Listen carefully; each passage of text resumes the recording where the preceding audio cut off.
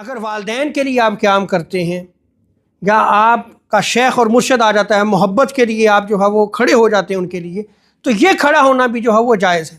جیسا کہ آقا علیہ السلام کی لخت جگر سیدہ کائنات فاطمۃ الزہرا سلام اللہ علیہا، جب آقا علیہ السلام کے ہاں آپ تشریف لے کے جاتی تو آقا علیہ السلام کھڑے ہو کر اپنی بیٹی کا استقبال کیا کرتے تھے، پیشانی پہ بوسہ دیتے، اور حضور علیہ السلام اپنی لخت جگر کو وہاں بٹھاتے جہاں آقا علیہ السلام خود تشریف فرما ہوتے تھے۔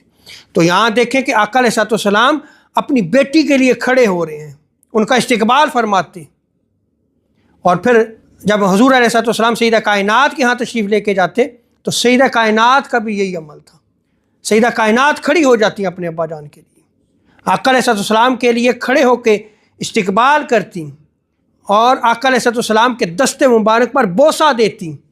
جس جگہ پہ سیدہ کائنات تشریف فرما ہوتی آقا علیہ السلام کو وہاں بٹھاتی۔ تو یہاں سیدہ کائنات کا عمل بھی دیکھ لے کہ وہ اپنے والد گرامی کے لیے کھڑی ہو رہی ہیں۔ اگر یہ ناجائز یا نعوذ باللہ من ذالک شرک ہوتا تو آقا علیہ السلام اپنی بیٹی کو تعلیم دے دیتے کہ ایسا نہ کرو۔ تو یہ قیام، یہ کھڑا ہونا جو ہے یہ کس کے لیے تھا؟